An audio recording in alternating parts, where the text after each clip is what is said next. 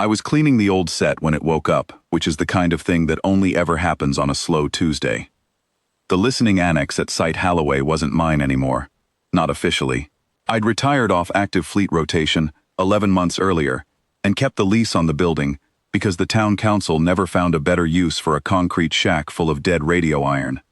I went in twice a week to keep the dust off the receivers and pretend I still had a reason to.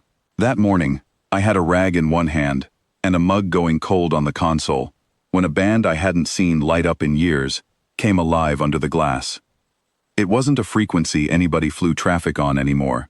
It belonged to a mutual aid clause signed before I was born, back when Earth still thought it needed friends badly enough to promise them things. The clause had a name nobody used out loud, the Ash Grove Compact, and a single dedicated channel that, as far as I knew, hadn't carried a live signal since before I enlisted. I'd have bet my pension the transmitter on the other end had been scrapped decades ago. I logged it out of habit, not hope. Coordinates, timestamp, a waveform that looked hand-keyed rather than automated. Someone had pressed something, not triggered a script. I forwarded the packet up the chain, because that's what you do with a live signal on a dead band, whether or not you think anyone above you will care. Fleet Command cared enough to answer in 9 hours, which for them is practically a scream. The reply came down through channels I still had clearance to read, more out of courtesy than authority. Legal had pulled the compact's full text. The obligation clause was real, I hadn't imagined that part, but the political section attached to it had a sunset clause of its own, one that had quietly expired 31 years back, when the signatory government on the other end dissolved into 3 smaller ones that never bothered to re-ratify. Command's finding was clean and defensible. No active treaty, no standing obligation, no dispatch authorized. They filed it, thanked the listening post for its vigilance, and moved on to whatever else fills a Tuesday for people who get to sit further from the radio than I did. I sat with that finding for about as long as it takes to read it twice. The thing about a hand-keyed signal is that somebody had to walk up to a piece of hardware old enough to be furniture and choose to use it, knowing, or hoping against the odds, that it still worked. Legal's math was airtight. It was also the kind of math that never has to look at what's on the other end of the channel. I took the skiff. It wasn't fleet property in any sense that mattered. A decommissioned patrol runabout I'd bought at auction for less than the parts were worth, and rebuilt on my own time. It wasn't fast, and it wasn't armed beyond a single defensive turret I'd never fired outside a range. But it had a working long-range set tuned to exactly the band I needed, and it had me. And as far as any log anywhere was concerned, I was a private citizen taking his boat out for the weekend. I told the Annex's answering machine I'd be back Thursday. I did not mention where. The transit took the better part of 2 days, which gave me plenty of time to imagine every way this could go wrong and settle on none of them mattering enough to turn around. I ran the numbers on fuel and food twice, out of the same habit that had made me log the signal in the first place, and both times they came back thin but workable.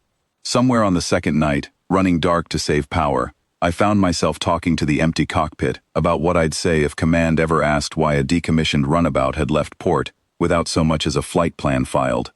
I never did settle on a good answer. I raised the origin coordinates on the third hail. What answered wasn't a fleet comms officer or a war room.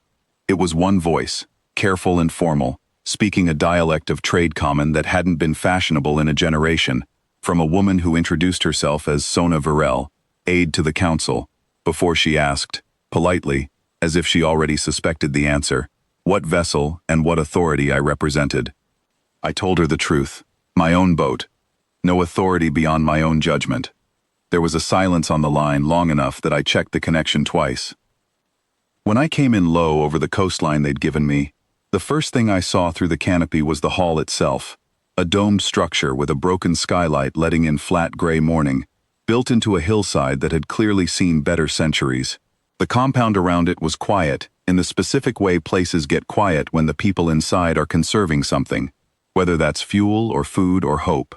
Varel met me on the landing apron herself. No honor guard, no fanfare, just a woman in a council robe gone thin at the cuffs, standing very straight. She took me inside without much ceremony. The hall was mostly empty, benches for a council that had shrunk to a handful of members.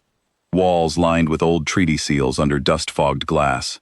She showed me the switch itself, set into a recessed panel behind a pane that had been broken open rather than unlocked.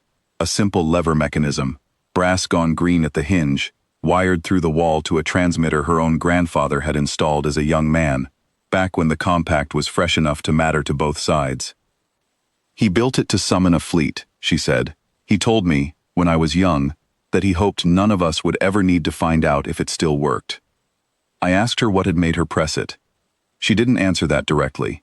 She only said that 3 days before, the last of their patrol craft had gone silent over the strait, that the blockade tightening around their coast wasn't going to loosen on its own, and that she had run out of options that didn't involve an old brass switch nobody alive had ever tested. I told her Earth had received the signal. I told her, as plainly as I could, that Earth had also reviewed the old paperwork and formally declined to act on it, because the obligation behind that switch had lapsed before either of us had gray in our hair. Her hand, which had been resting on the edge of the broken glass case, went still. "Then what are you?" she said. It wasn't hostile. It was the flat, careful tone of someone updating a ledger in real time and not liking the new total. "Nobody command sent," I said. "I heard the channel open. I had a boat." She looked at me for a long moment, and I watched her run the arithmetic the way I had, from the other direction, not the shape of a promise honored, but the shape of a promise broken cleanly, and a stranger showing up anyway, uninvited and unauthorized, in its place. I couldn't tell her that added up to more. I wasn't sure it did. One runabout with a single turret wasn't going to break a blockade any more than her grandfather's brass lever had been going to summon a war fleet that no longer had any legal reason to come. What I could do, I did. I had charts of the strait from an old survey run, salvage frequencies her patrol craft might still answer, if they were only damaged and not gone. A working long-range set she could use to reach anyone else who might still be listening, on a channel command had already written off. It wasn't a fleet. It wasn't even a promise. It was one man's boat, sitting on her landing apron in the gray morning, and whatever came of the next few days would come of that, and nothing more official than that. She walked me back out to the skiff herself. At the base of the ramp she stopped and said, "My grandfather would have wanted a fleet." "I know," I said. "I'm what showed up instead." She didn't smile, and she didn't thank me. Not in so many words. She only nodded once, the way you do when you're filing something away that doesn't have a proper category yet, and turned back toward the hall with the broken skylight, toward whatever was still waiting for her to decide. I logged the trip when I got back, 3 days later than I'd told the answering machine, in a private notebook that answers to no chain of command. Fleet Command's finding still sits in the record, exactly as they wrote it. No active treaty, no standing obligation, no dispatch authorized. As far as anyone official is concerned, that's the end of the file. I don't know yet how the rest of it turns out for her. I know the channel's still open, and some nights I still sit at the old console with a cold mug in my hand, listening, in case it needs answering again.